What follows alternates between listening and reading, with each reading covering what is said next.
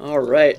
Hello and welcome everyone to Getting to Know Esports interview series. I'm Sam Perlex Carlson of SpawnRoom.com, and I'm here with Marine, a team owner, tournament organizer, and organization manager from Naples, Florida, currently running ImpulseEsports.com. Before we jump into the actual interview, just a quick thing. Check out the Twitters, as you can see below Marine's name, at ImpMarine and at imp_esports for Impulse Esports Twitter. And then you can also follow me at Perlox. That's my personal one. And then there's the Spawn Room Twitter, which is at Spawn Room. So that's the only little bit of intro, so we can jump right into the interview. If anyone's listening, just let me know if the sound is good, if it's equal, if I'm too loud, let me know so I can adjust it. So let's start with the first question. So Marine, tell us a little bit about yourself and your gaming history. What did you play before esports? When did you hear about esports? All that sort of stuff. Yeah, I mean, basically, I played StarCraft, Brood War in like the beginning when I was little.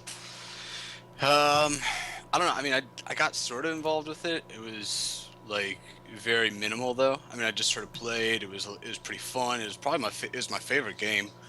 It was on like a clan, but I mean, the clan didn't really do anything. I mean, it was just like for fun. But I just really enjoyed it. I remember StarCraft was by far my favorite game. I mean, that was the time Red Alert was out and Command and Conquer was out, Mm-hmm.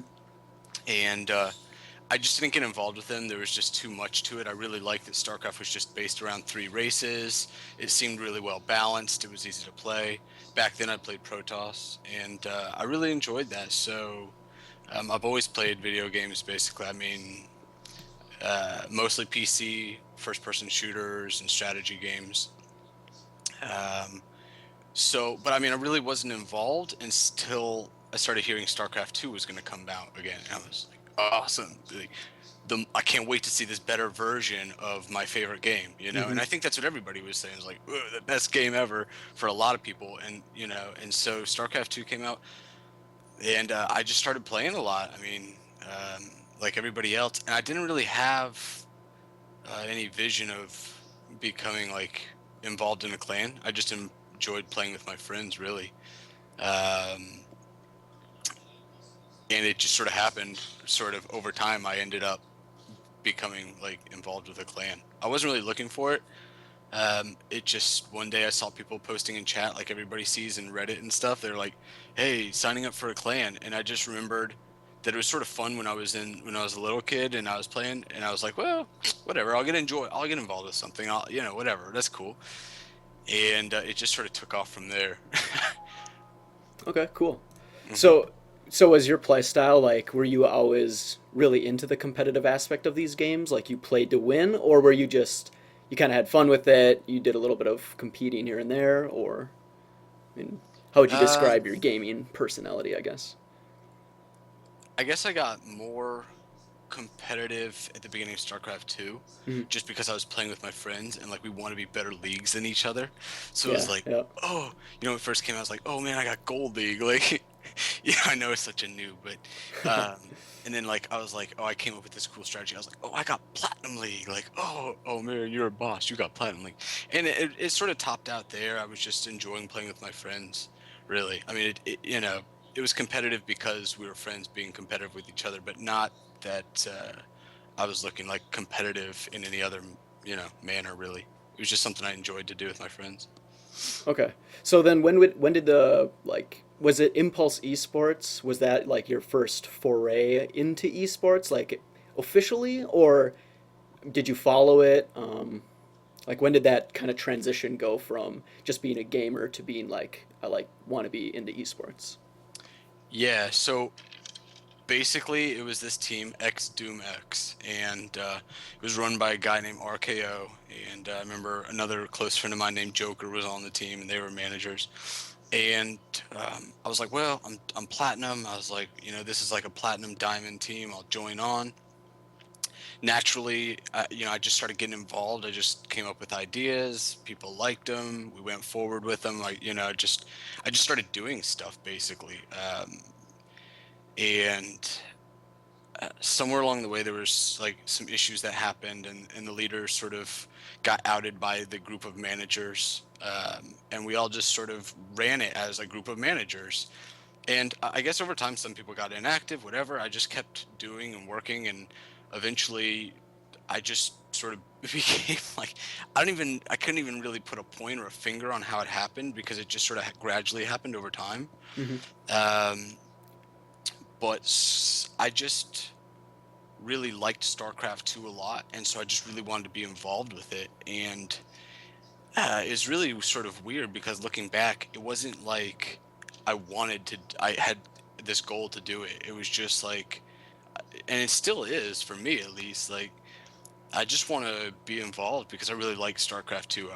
I'm not really that great at StarCraft 2. I Hmm. enjoy the game, but I really enjoy watching people that are really good at it, like play and compete and excel. Like I love to watch my team practice because they're really good. I enjoy watching people that are really good play, Yeah. and so I just enjoyed StarCraft and being involved. I'm an organizer, I'm like, and so that's just natural for me. I'm not a player, but I love to organize for players and watch them. So um, somehow naturally, I just progressed and became the owner, and we name changed. Eventually, we realized like X Doom X really was not that great. I Yeah. don't know why it took us so long to figure that one out, but we decided Impulse Esports sounded really cool. We liked it, we liked the tag, and we made the team. And we got like our first GM. We were like, whoa, that's super cool. And from there, we just kept growing. You know. All right, cool. That's actually one of the questions too. Is like, did you guys just come up with Impulse Esports like out of the blue, or was that inspired by something? Not really.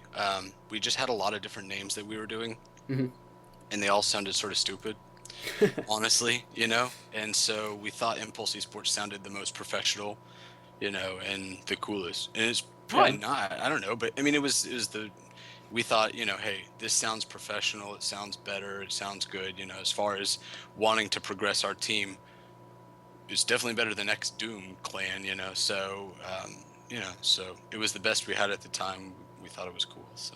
Yeah, I think it's a great name. It sounds very like Mhm. flashy and Yeah, some people don't like it, but I like it. really. Yeah.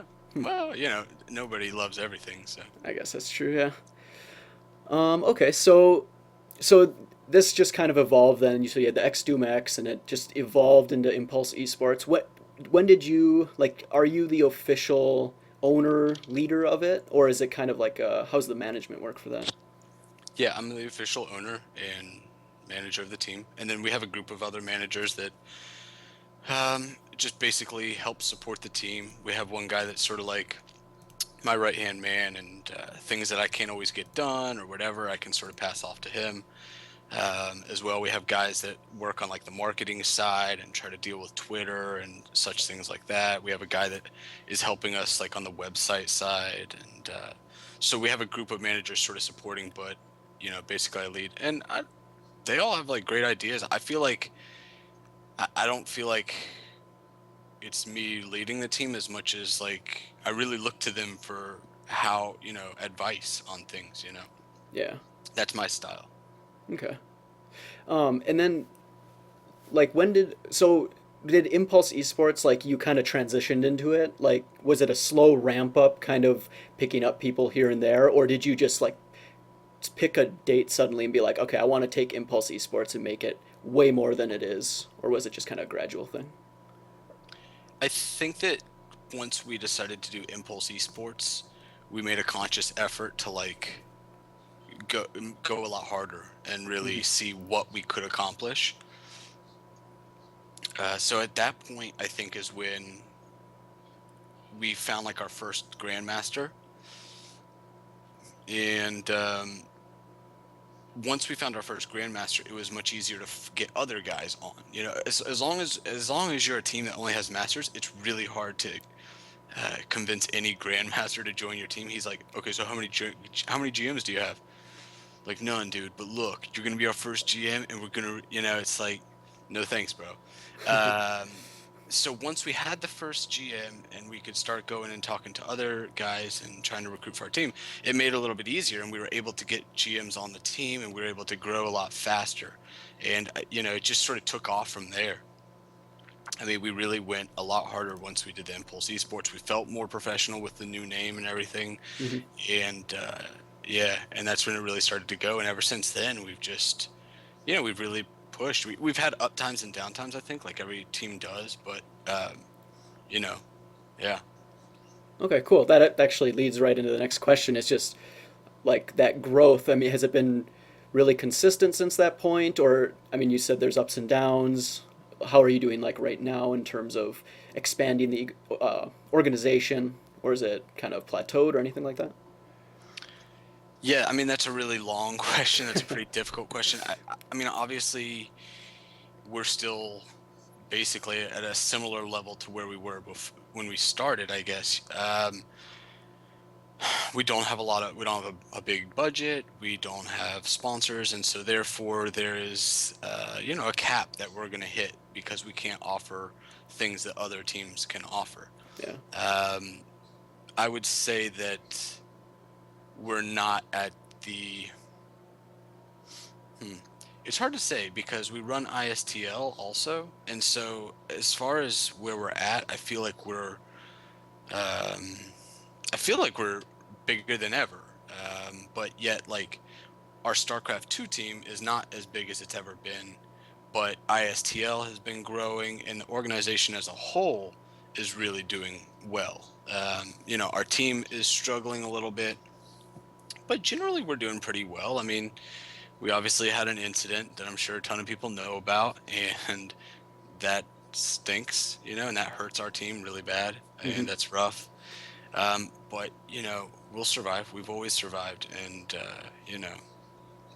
so, and to answer your question, uh, as an entire organization, I feel like, yeah, we're still growing, and we're still committed to like esports and growing and doing all those things. Hmm. You know, our team is probably not at the biggest point if you're looking more at like the team. So, hopefully that answers it a little bit. Yeah, yeah. Well, that makes sense. I mean, there's different segments of an organization, and each would have their independent growth, I suppose. So. Yeah, yeah. Is there any insight into sponsors? Like, have you gone after sponsorships and it just hasn't taken, or do you have anything to say about that? Yeah, I mean, we have gone after sponsors, and there's a lot of times in our where we thought like, oh, we are definitely getting sponsors now. Like, we are so close to getting sponsors, Yeah, and no, we didn't get any sponsors. We made like really super cool promotion, like marketing proposals, hmm, and I really thought we were, but we didn't, and you just sort of have to deal with that and move on because. Um, I didn't get into esports to like make money.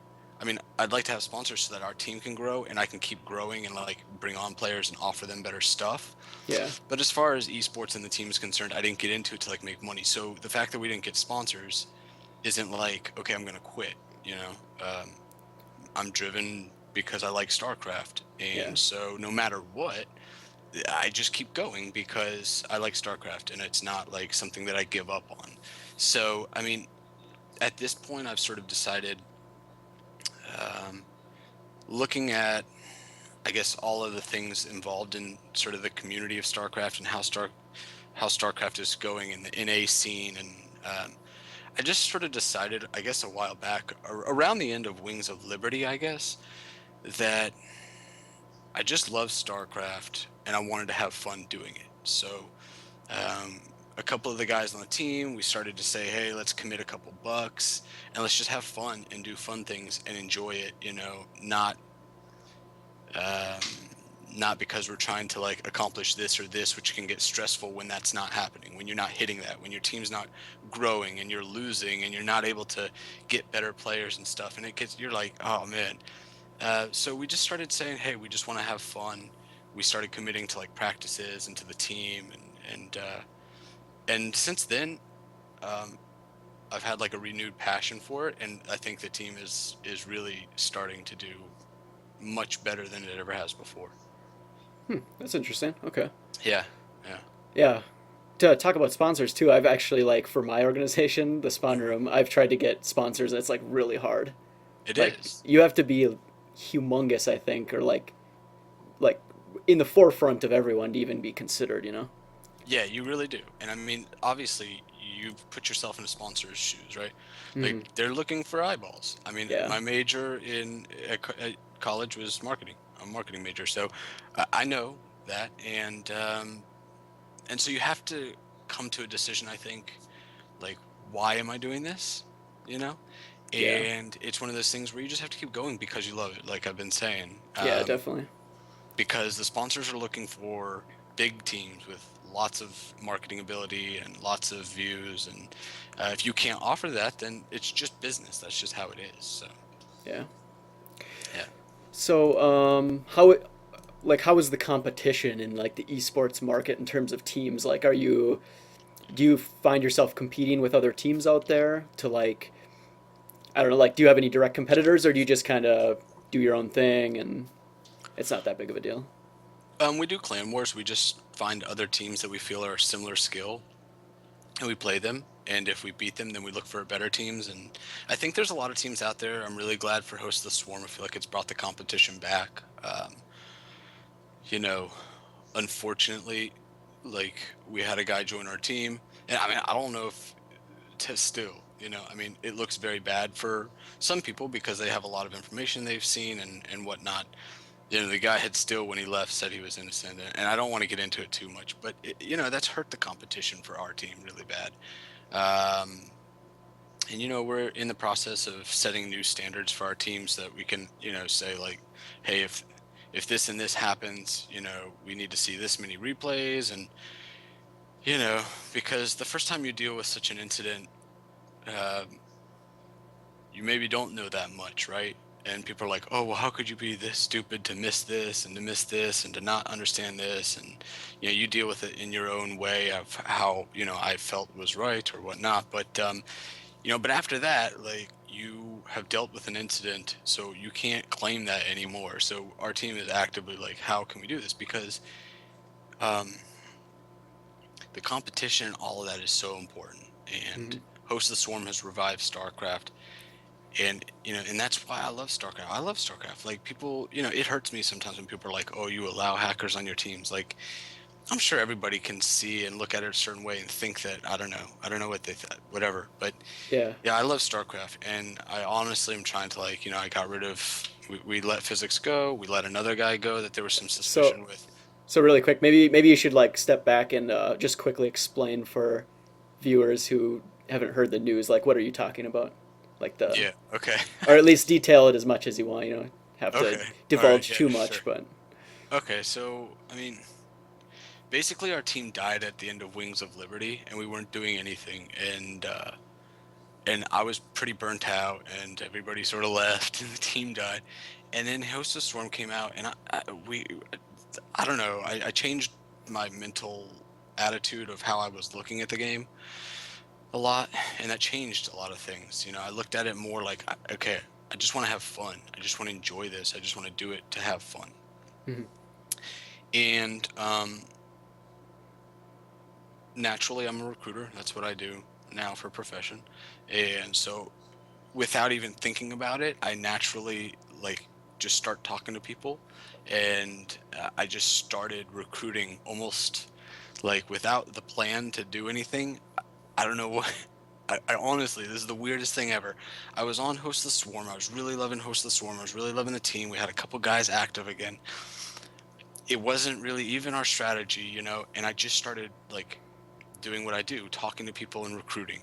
And Mhm. before you know it, like I found a GM named Arya. He joined the team. He brought his friend he said, hey, can my friend join PhysicsLee?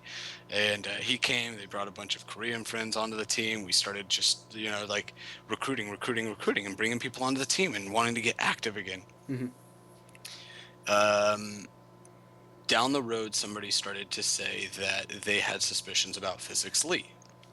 And like investigated it a little bit, looked into it, saw some replays, and was like, well, they look sort of interesting, like, But then sometimes I think to myself, well, like if you look at anything hard enough, you can find some suspicious replays. So I was like, okay, well, I'll keep an eye on this. So I went and talked to his old team managers and stuff, and they're like, no, we never really heard anything, nothing crazy. They weren't on the team that long, whatever. And I'm just thinking to myself, okay, this guy's like, it's not that big of a deal. Maybe it's just suspicion or something, you know. Hmm. Um, and so we went on, and then we got into like URTL and stuff, and then all of a sudden there was like a little more suspicion, and that's when I sort of had to talk to him, and he's like, "Oh, I'm innocent," and I don't know why would I hack, and that's just stupid. Like, okay, and it just sort of grew from there and escalated more. And because of like personal stuff in my background, I really believe to like trust people innocent before guilty. And maybe, it was my first time dealing with something like this. Maybe that blinded me a bit from things that were obvious to other people. But for me, like, I had a guy telling me he was innocent, and I chose to just really like stand by him and believe him. And I guess it sort of backfired on me because eventually the guy just stopped cooperating. I don't know if it was just too much work for him. He didn't really say, he didn't, nothing. He just got tired of cooperating with like our tried to clear his name and stuff, and he just I said at that point I said like if you're not going to cooperate with me, then I've got to let you go. Hmm. And so, anyways, but I don't know. I'd never really handled something like that. As far as our team, there was some other guys, and they said, "Oh, what about Niter?" And we had a guy on our team before named Niter, and somebody said he was boosting. When I talked to him, he said he was innocent, and maybe I have this thing in me that like wants to believe people when they say they're innocent. So I believed him. Later, apparently, people say like he left the team, and later people said like, oh, he was confirmed boosting and stuff. And maybe I missed some things. I don't know, but I really like asked him like, hey, dude, are you innocent? Like, did you do this? Yeah, I'm innocent. And so I believed him. Like when somebody's never given me a reason not to believe them, I believe them. Hmm. Until they give me a reason not to. That's just sort of how I am. So Yeah. that could lead me to miss some obvious things. And in light of what's happened, I think like we're doing with the team, you got to look at it now and be like, I can't. It's happened to me once, but going forward, this can't. I gotta really like I've learned would take what I've learned from this situation and like really use it in the future because no matter what, whether I did this right or people think I did it right or people think I did it wrong, regardless, like that's stuck.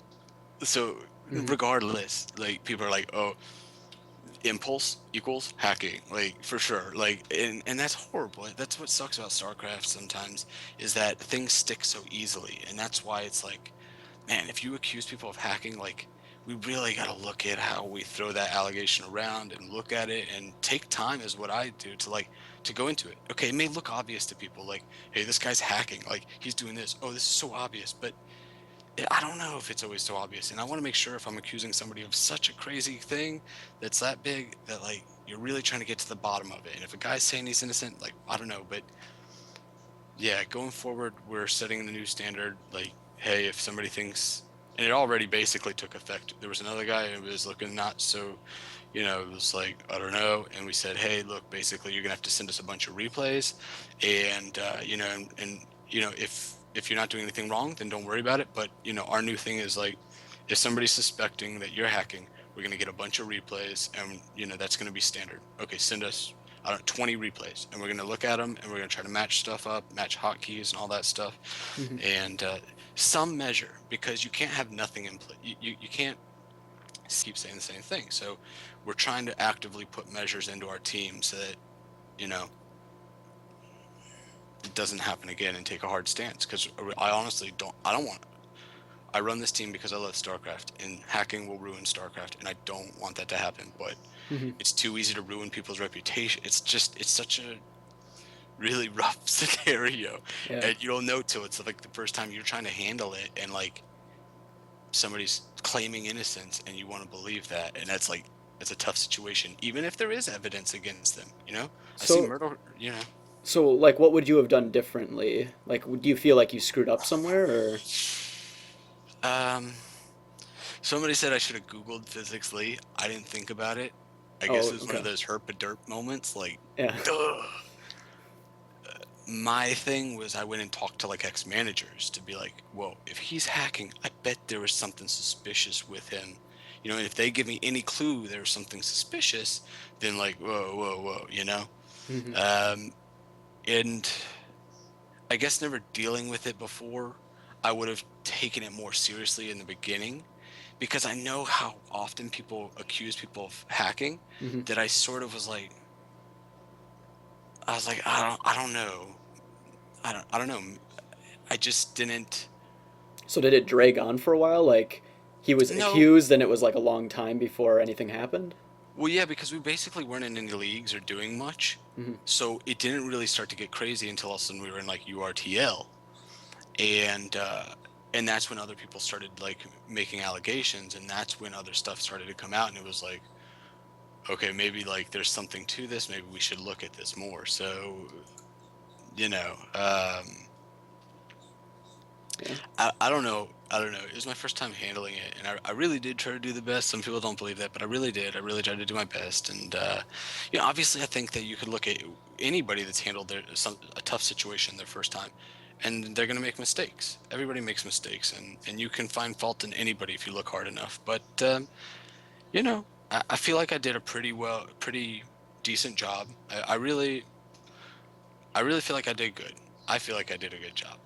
Did I make some mistakes? Yes, but I feel like I did the best job that I could. It was my first time. But that's why we're trying to do so much now as far as it goes, because I don't want to make those same mistakes again, you know? I don't want to allow that. I don't want to allow hackers on my team. Hmm. I don't want that. That's not I don't run a team for that, in it. So, Yeah. Well, it seems like a pretty tough issue to handle because, like, uh, I mean, how it's that's I mean, it's a problem that comes up here and there. People talk about hacking and how it's affecting esports. So, mhm. and I mean, you're trying to compare like something where they're really good. So, how do you distinguish between them actually being really good and like something that's cheating? Um, Well, that was one of the things too that really was difficult for me. I'm not the best player. And I was like, well, look, he's really, really good. His APM is really high and he's yeah. moving around the map all the time. So, okay, if you take this guy's replays, and there's so many of them, right? Hmm. In certain ones, he's going to make moves that look like, whoa, though, that's suspicious. Well, how do you know that's not just because he's moving around the screen at light speed and he just happens to do that one in 1,000 games? I don't know.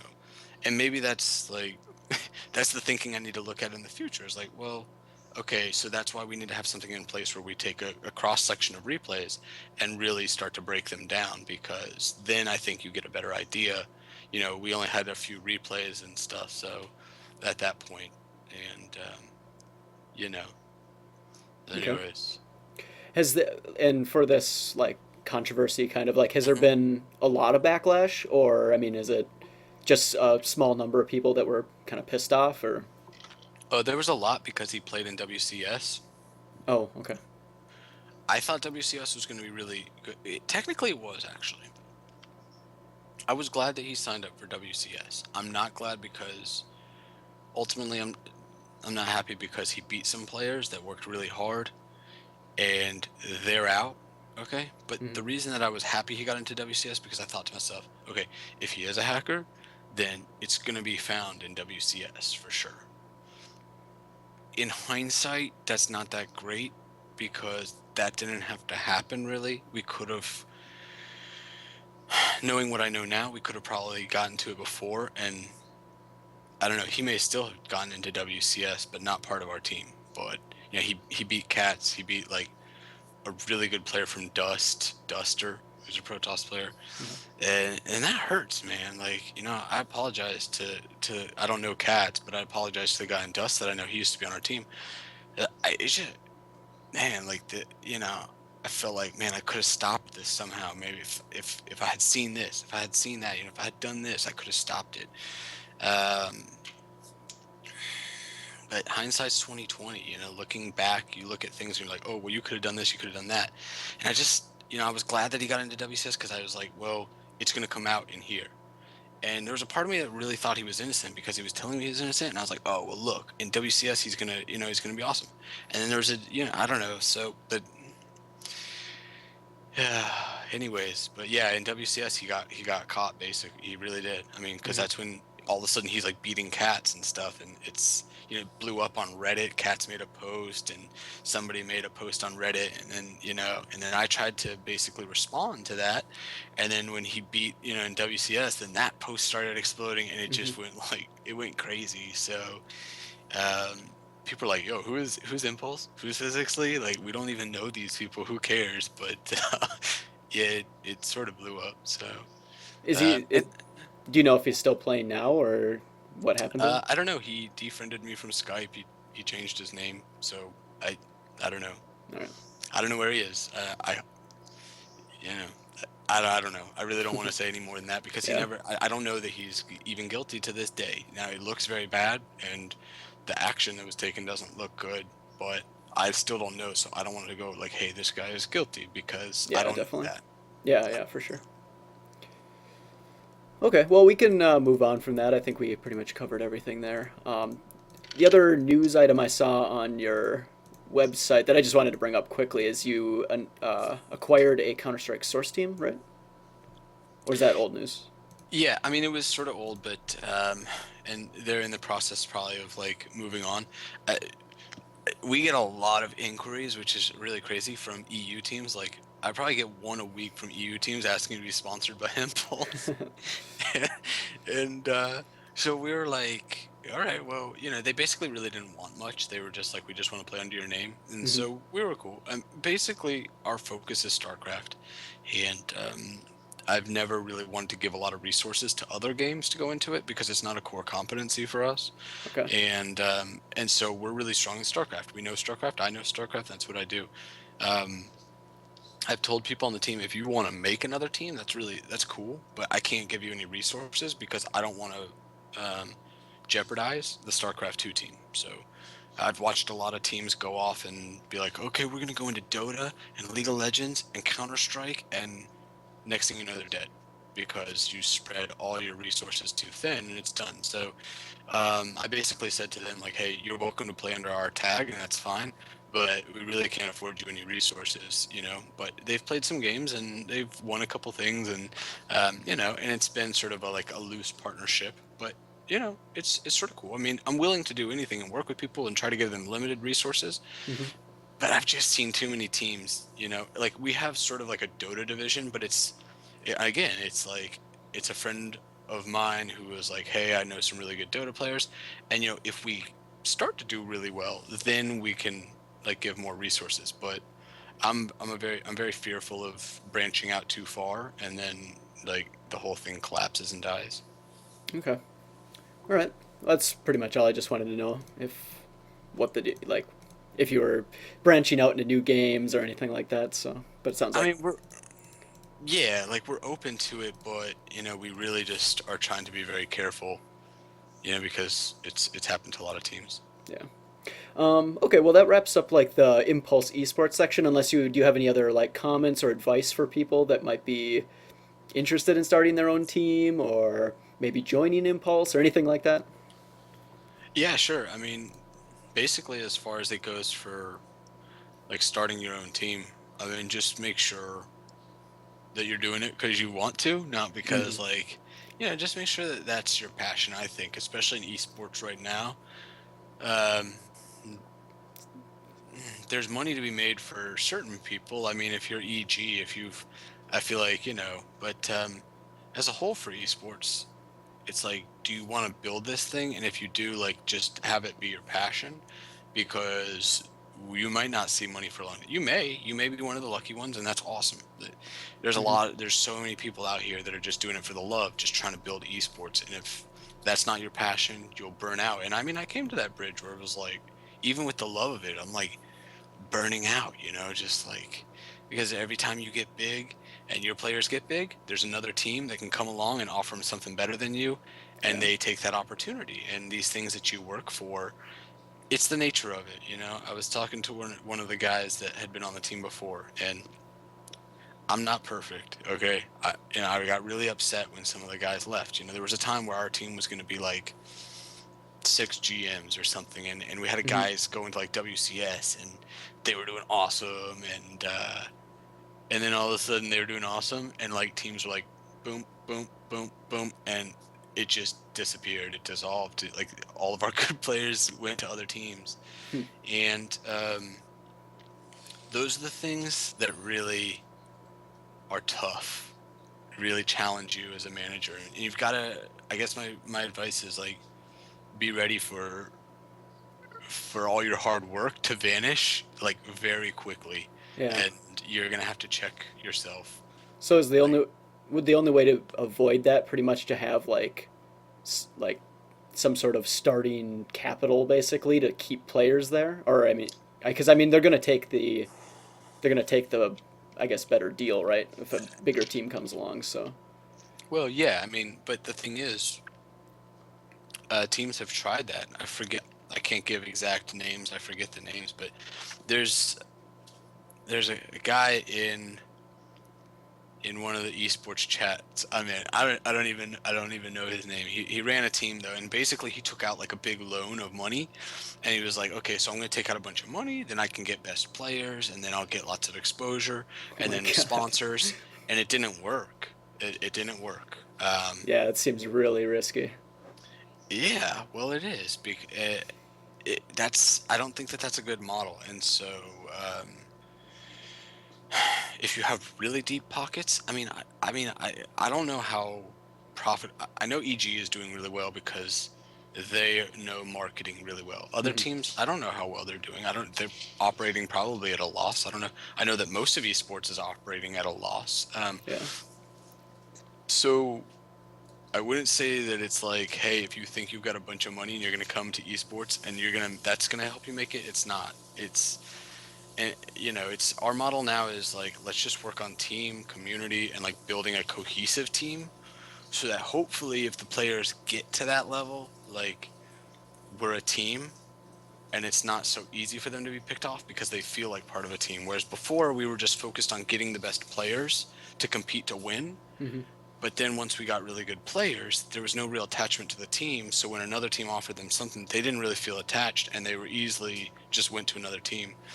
Um, so who knows what the model is, but yeah. It seems like how do you transition from say a smaller team and you're trying to keep these players so you can grow and become like a pro team, but like if your players keep getting stolen away, like how do you ever make that transition from like to the yeah, pro team? yeah. I think a lot of luck, and I think having a model like I'm talking about where it's really close. I look at a team like MYI who's done really well now. I mean, uh, I love the guys over at MYI. Like they've always been real cool with us. We've practiced with them a lot. Um, yeah, they've got great players and they've got what seems to be a great cohesiveness going on as far as a team. So I mean, who knows? Maybe if all of a sudden a big offer was come, but I feel like it's a lot of luck. I feel like that's what everybody's trying to figure out right now. Is like how do you make that giant leap of this like chasm that is like here's amateur like and here's like pro teams, Yeah. and that is super difficult. I mean that's maybe a good transition into the ISTL part, but that's why I had this vision back in the day to make a league, because there is no league, there is no real exposure for amateur teams. That's why when this guy hacks on our team, people are like, who is Impulse? We've been around forever, and people don't know us. People don't know the other teams out here that still have like really good legit GMs, still have talent. Maybe they should go to MLG. They're working their ass off to get to this level, and Hmm. it's just like it just feels like impossible sometimes. Like you're banging your head against the wall. Like why? Like I work so hard. I love this game. I'm trying so hard, and nothing's. Yeah. That's it. I think that it's just down to like a lot of luck. You sort of got to have a player who ends up with like some breakout performance, and that's a lot of luck. And then he's still on your team if somebody comes and offers him like a great deal. He still decides to stay on your team. So Okay.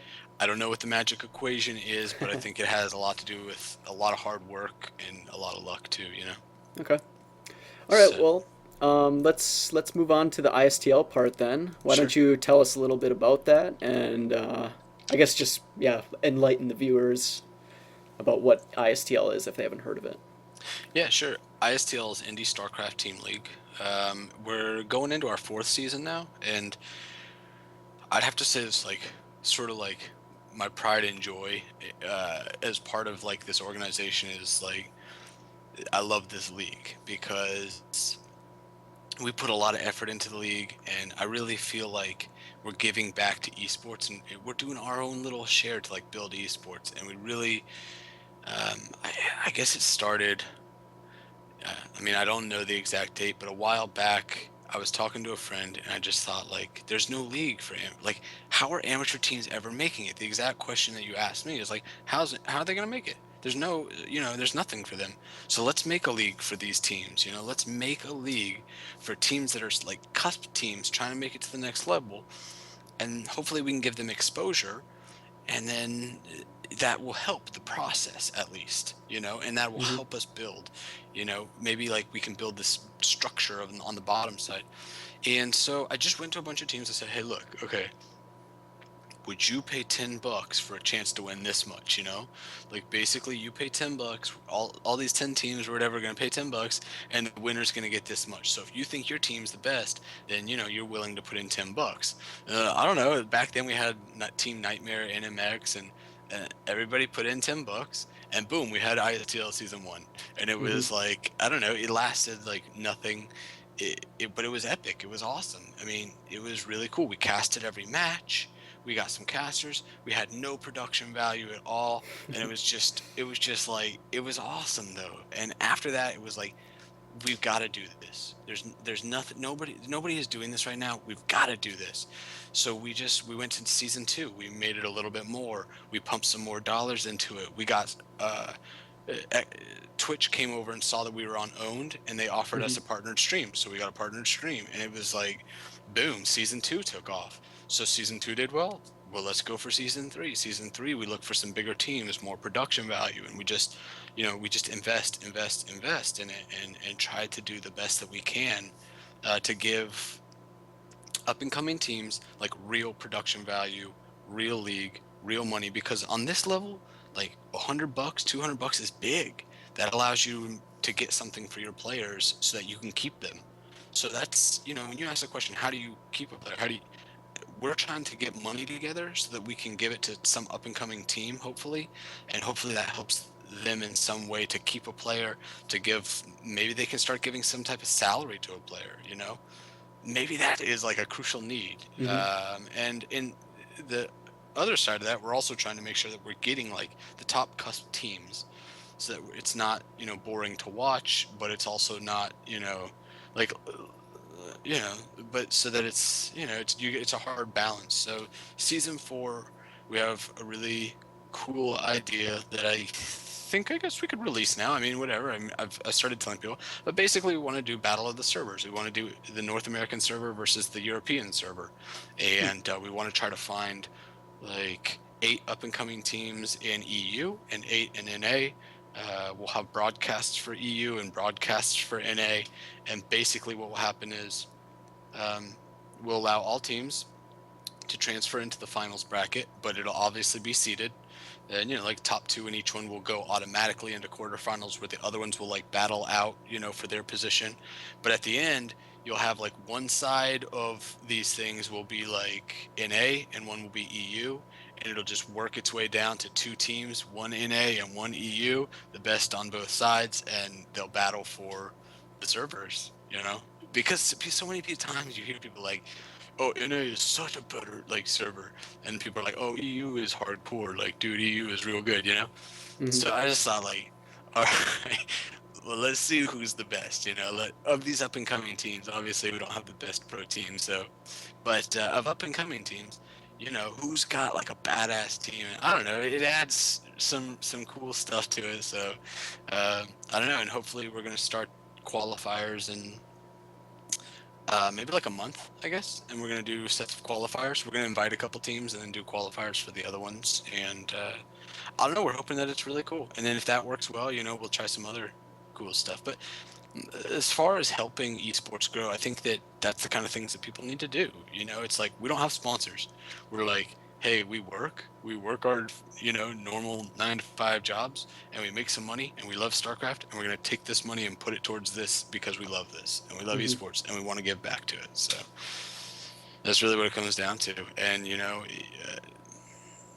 I just wish that a lot of people in esports will just start getting behind stuff like and pushing it and pushing it and pushing it because we're already seeing it sort of like with League of Legends. They're doing it really well too. Their guys are on it, and I think I don't know, man. I'm really excited to see where esports goes. I don't know.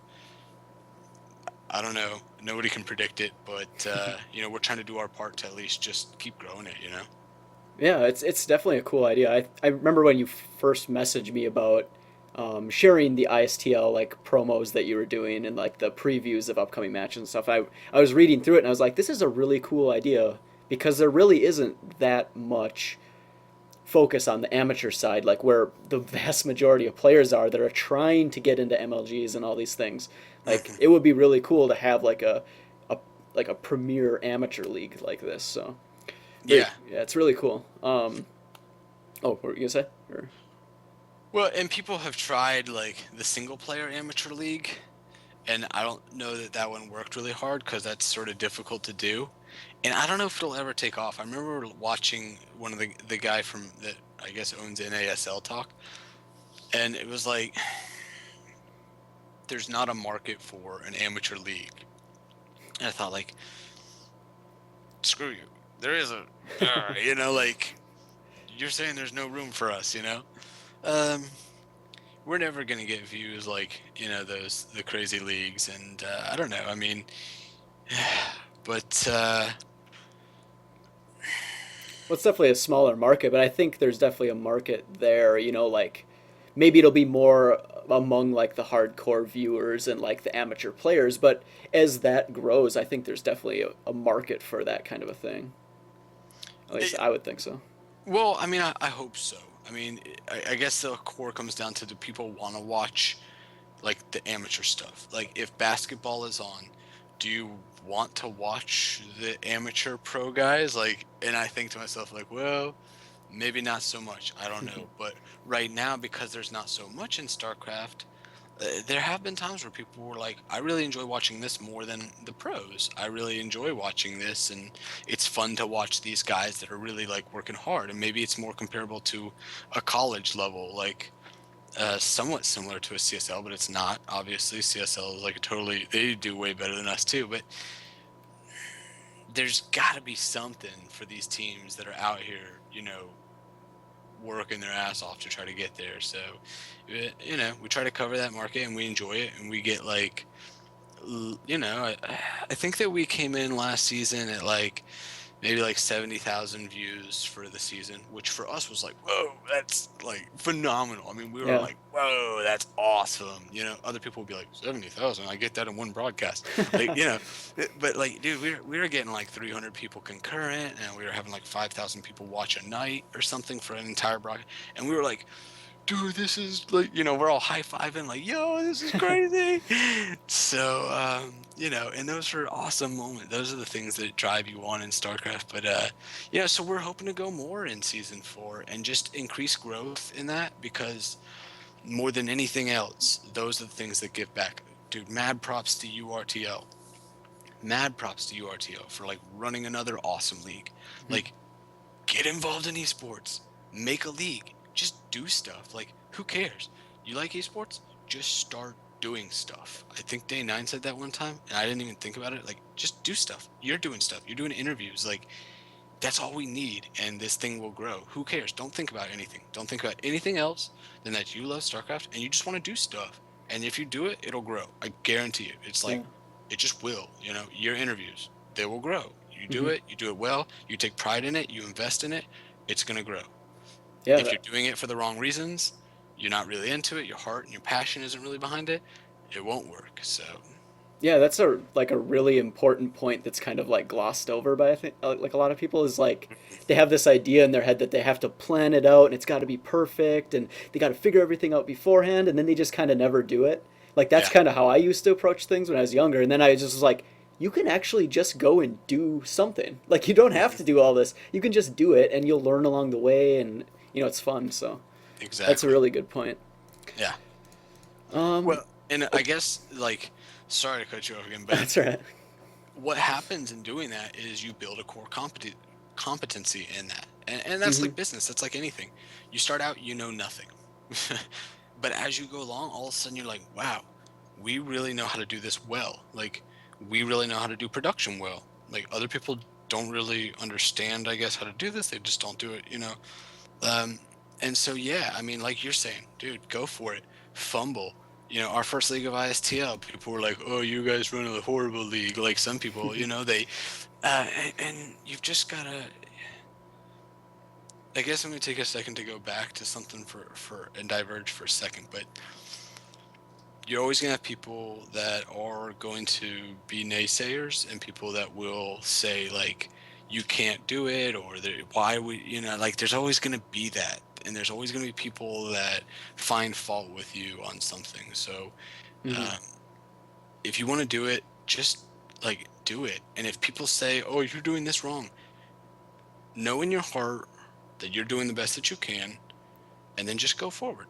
And if you make mistakes, you make mistakes. Everybody's going to make mistakes. Everybody's going to have fault. Everybody's going to, whatever. But like you're saying, if you sit there and go like, oh, like nobody likes it, or I don't, you just start to get negativity in your head, then you'll stop. You won't do it. And Yeah. don't let that stop you. Don't listen to the negativity. Don't listen to that. Like, obviously you have to be somewhat aware that if everybody in the world is saying it, then you have to take something. But you also have to have a degree of confidence that what you're doing is you believe in yourself, you trust yourself, and you have to have that confidence and that passion and everything. So, Yeah. just do it. Just Nike, just do it. And so, anyways.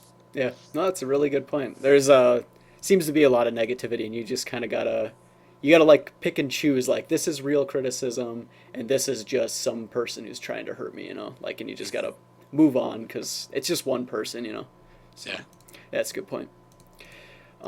Okay, so moving back to ISTL, how has that helped your organization overall? Like, has that brought in a lot more viewers just to Impulse Esports? Has it helped your team in terms of growth and stuff like that, or Yeah, money? a little bit. Yeah, no, I mean a little bit. I mean, definitely we actually saw that you could generate a few bucks by having a partnered stream and excuse me, by having some viewership.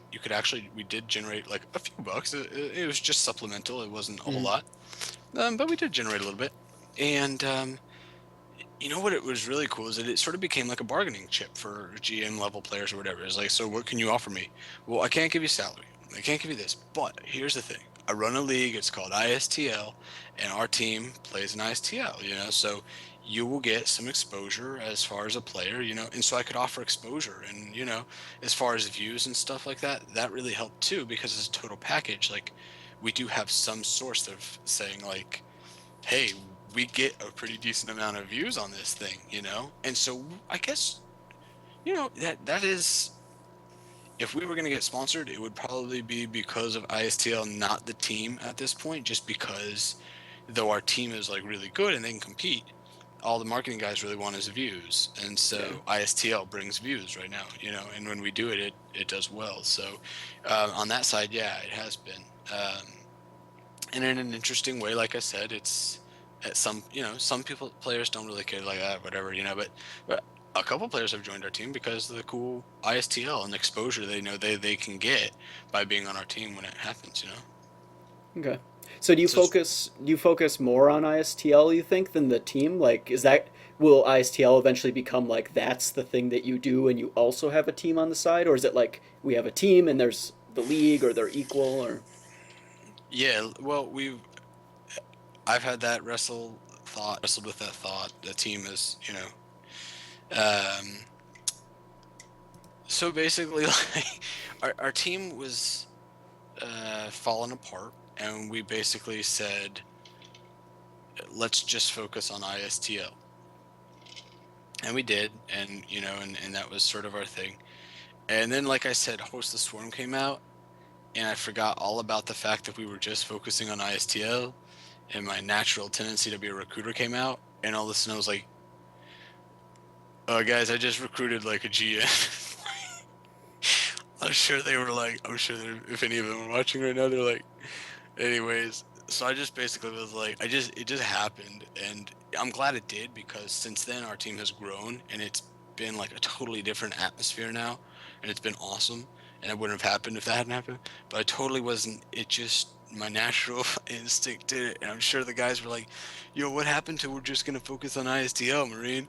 And all of a sudden, it's like Marines over here like recruiting people like constantly.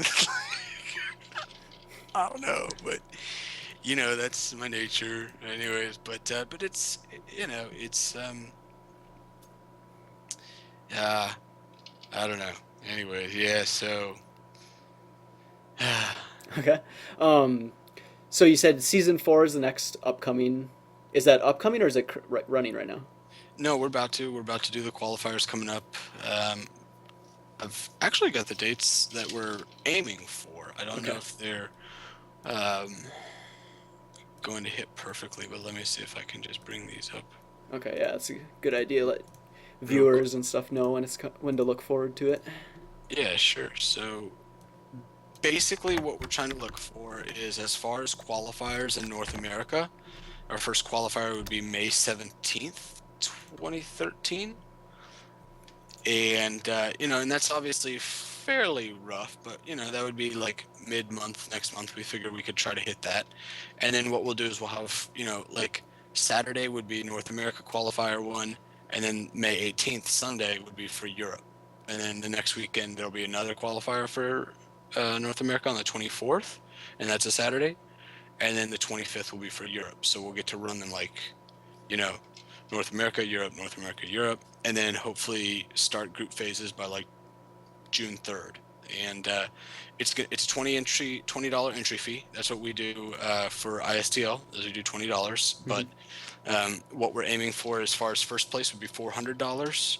Second place would get 200. Third place would get 100, and then fourth would get 50.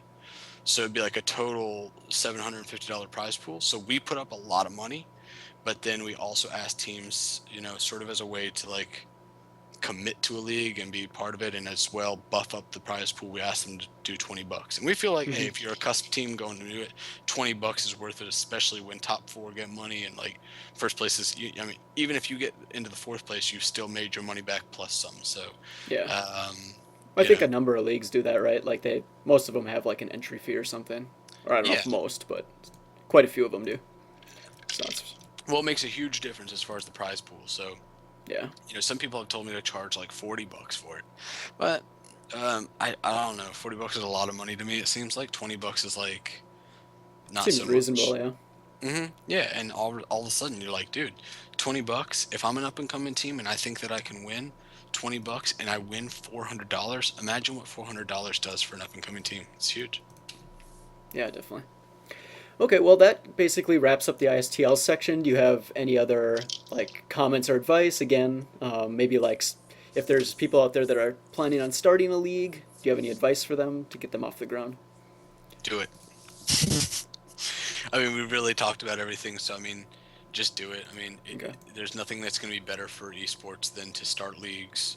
Start if you have an idea for a broadcast thing, do it. Just do all this stuff because it's awesome, and that's the way that we grow this stuff. That's the way to build core competencies in it and get better. And like the more people that are running leagues, the more competition we have, which drives us to do better. So the more people that are going to do interviews like you, the more you're going to be like, whoa, dude, I really got to like make this better so that I'm on top of my game and people want to come watch me. And that competition, if there's only one guy out there with no competition, there's no reason to have to work hard at it.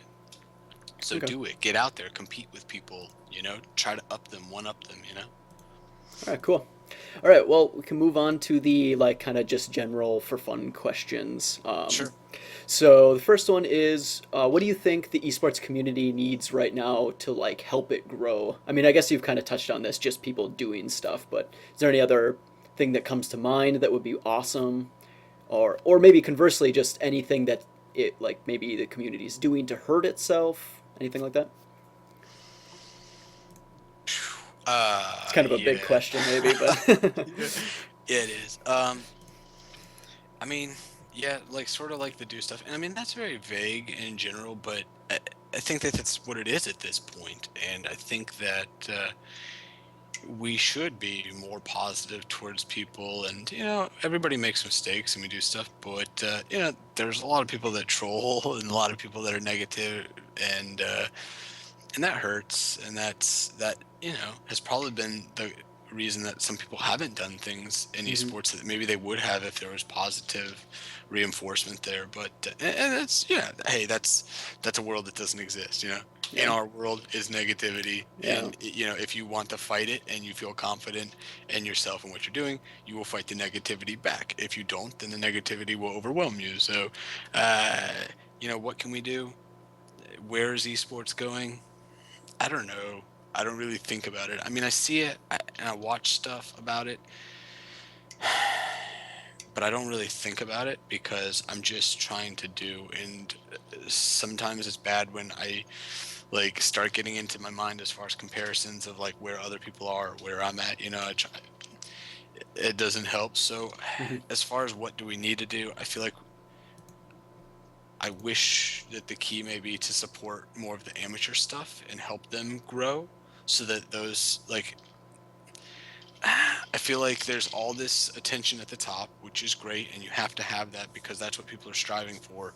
But like we've said, there's this chasm in between, and so somehow esports has to try to bridge the chasm with some way. And I think that it's really good in what StarCraft and Blizzard and everybody is doing right now, like with the whole WCS thing. And that's why I feel horrible with this incident that caused some people, because that's really awesome, dude. As far as Hmm. in my opinion, coming to the NA scene, like that's really cool. Guys get in there and you can really work your way up, and that's really to bridge the chasm. And maybe that will eventually like there won't be a need for ISTL. And in a sense, I guess that would be a good day for me because at least like we then it's complete. The reason I have ISTL for the most part was for that reason. So if that reason's no longer existing and people have done it, then we're good. So I guess the goal now is just to bridge the chasm and build like ladders and try to get people that are here so that they can reach here. Hmm. All right. And support that and don't break it down when people make mistakes. Yeah, definitely. Um, just a for fun kind of question. Do you have a like minus your own team and players and stuff? Do you have or maybe just pro players? Do you have favorite players, teams, casters, other tournaments? Like minus your own, of course. Yeah, I mean, I really like to watch MLG. And I guess I don't know. Maybe corny. I don't know. I really like MYI. I don't know. I like their players. I just like their team because we hang out with them sometimes, and they've been in ISTL with us, and we've had really good matches with them. And I've seen them grow like a lot. And so as far as a team that's sort of come up and is really getting to a level like, wow, they've sort of done this thing that we're all sitting like, how do you do this thing? I don't know, but apparently it looks like MYI is doing pretty good, and I'll give them mad props. I mean, dude, they're pretty cool, and they're a nice bunch of guys, and it looks like they're really, I don't know, they got Kawhi Rice on their team, like that's something, dude. Hmm.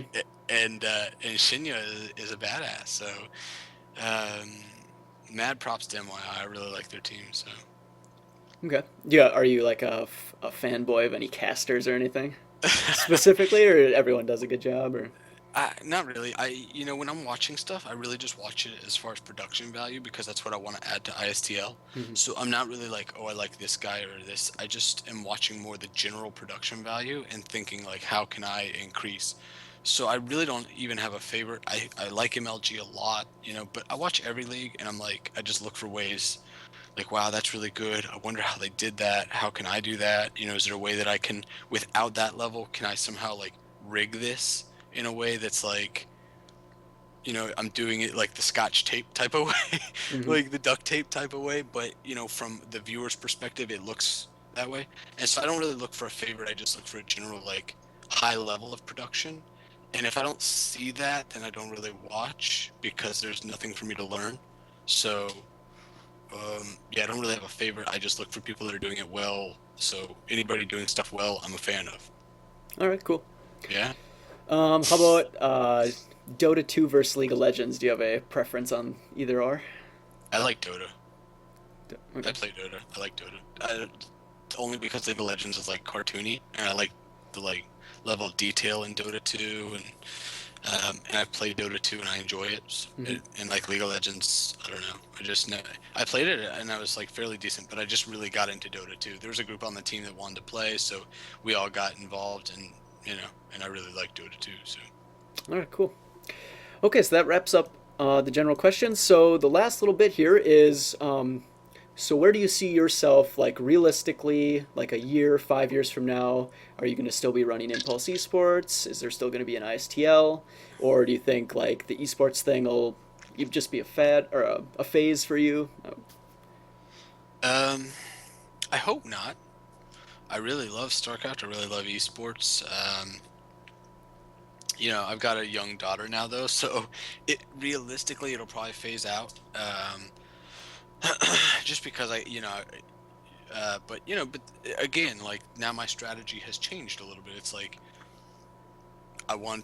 I really like this. I want to be able to do it. And the only way I'm going to is to find like good people that I can count on and do these things because before it was like, it was just me a lot of times. And I was here 24/7 and Hmm. like, I'm like managing the team. I'm always here. If anything goes wrong, I handle it. Um, and being that kind of hands-on manager, you can never step away because as soon as you step away, it's not going to work. And Hmm. so, um, you know, with a new career and my family and everything, I I've really had to like start to trust like other people to take on responsibilities and to do those. And that's difficult for me sometimes because I'm a real like I just like do, I just go and I Hmm. do it, and I just like want to get it done, and so it's difficult for me sometimes to like take a step back and just like trust other people to do things, because it's not I've normally always just done things myself, I guess. Yeah. But it's really been a great experience for me as far as learning to trust other people with a lot of things. I mean, it's affected other parts of my life too, which is really cool. So All right. yeah. Um, Okay, so lastly, do you, besides ISTL Impulse Esports, are you, and besides your Twitters, are you active anywhere else in the esports world? Have you been on other podcasts or anything? Like, if people want to learn more about you or see what you've been in outside of those things, is there anything else? Oh, Um, no, not really. We're not, basically it's just our team and ISTL that we're doing right now, and we just try to really focus on those and do those well. okay. hmm All right. Do you have any, like, shout outs or anything that you want to do before we wrap this up? I mean, I guess I'll say one last thing, which is basically, uh, I don't know. This is sort of weird, but StarCraft 2 has like changed my life. Is pretty crazy, and I don't know. People will be like, "Whoa, how is that?" Um, I guess I was going through like a weird time when I first started getting into StarCraft 2, and was wasn't really sure what I wanted to do with my life, or I don't know anything. And was finishing my degree still at that time, and then basically finished and was doing some different stuff. Worked with my dad for a while and did some things. StarCraft 2 though is really weird. My involvement with StarCraft 2 has taught me like crazy skills. And I know you'd be like, whoa, but I mean, it's taught me how to be on a team, listen to other people, trust other people, how to organize, how to manage. As far as like, it's given me experience with marketing. And the biggest thing that's crazy, it helped me find out my career that I'm in now, which is a recruiter. I'm a recruiter. I really enjoy it and I'm passionate about it. I love it. Do it every day. And I found that out because in StarCraft 2, that's what I did. I like to recruit. Like, I don't know if other managers do this, but like I just go into all the different ladders and I just look for people that don't have tags on, and I just start talking to them. I just say hi, and they're like, hi, and I'm like, hey, I run a team. Any interest in blah blah blah blah blah? Would you be interested to join our team? And they're like, sure, okay, tell me more. And I talk to them, and some like, do I know you? Like awkward moments, like, well, not yet, but anyways, and like, I don't know, man. Like, I really enjoy that. Like I've been saying sort of this whole time, and I guess what I'm saying to some people out there, somebody out there that is, get involved in StarCraft. Like, I mean, I don't know, it really can do a lot of great things for your life. I think if you're passionate about it and really getting involved in doing things like, I don't know, it's done that for me, and it helped me to realize like, yeah, I really enjoy doing this, and this. I do this well. I built this team. I enjoy recruiting. I get out there, I talk to people, and then somebody said, "Hey, you ought to consider a career in recruiting." And I was like, "Hmm." Da-da, and the light bulb came on. I went and talked to a guy, and he was like, "So what have you been doing?" And I was like, "Well, basically, okay." I know it was like embarrassing. I was like, "I'm running a StarCraft team, and like I had to recruit people for ISTL and this and this." Like, huh? He's like, "Well," and like he gave me a shot. I was really good at it, and it's been and I'm been really good at it. It's been pretty cool. So, anyways, I guess it's all just sort of to say that. Like we're all saying, get involved and do stuff, and it really could, like, I don't know, maybe not for everybody. For me, it really helped me learn a lot, and and grow as a person, and it did affect positively like other things in life for me outside of StarCraft, because so often we think of StarCraft like in StarCraft, and in real life it's like, Hmm. okay, I'm doing StarCraft, and now I'm doing real life, and now I'm doing StarCraft. And for me, StarCraft really helped my real life, and they sort of branched together. I don't know. So if you're there considering it, like, by all means do it. Yeah, definitely. I So can say like doing all the different things I've done for the spawn room, different projects and stuff. There's like always something new to learn, and it's cool seeing that progress over time. Like you get better at different skills and stuff. So yeah, and not all the experience relates perfectly, but if you look at it in the right way, like, you can relate it to real world like stuff. I don't hmm, know, you can some of it, so not all of it, but some of it. yeah, definitely. So, Okay, well, that wraps up the interview. That was everything. So thank you, Maureen, for coming on. I really appreciate it. yeah, yeah, Um, man, it's been awesome. I really appreciate the interview. I really appreciate the chance to sort of give a little bit of exposure, and to our team, especially after these things have happened, and to ISTL. yeah, definitely, definitely. So yeah, you can check out everything is on impulseesports.com, right? Like ISTL and all that stuff. Yeah, Okay. and I mean, basically, our stream is Twitch TV/Impulse. Okay. Pretty easy to remember, /Impulse. And that's basically where we broadcast everything from. ISTL goes there. If we do practice, we stream it there. Anything team related, Twitch TV/Impulse. That's where we go. It's a partnered stream. We really make an effort to do it in 1080 quality, so it's really nice and it looks nice. And, so I would say that is like our major outlet right there. All right. Cool. Okay. Well, you can also follow. Well, you can see the Twitters there for Impulse and for Marine, and you can follow me on Twitter at Perlox. That's my personal one. At Spawn Room for the organization. Check out spawnroom.com. There's a variety of stuff there. More content, other video related stuff. So just go check it out. But otherwise, thank you very much for watching, and see you next time. Awesome. Thank you. Yep. See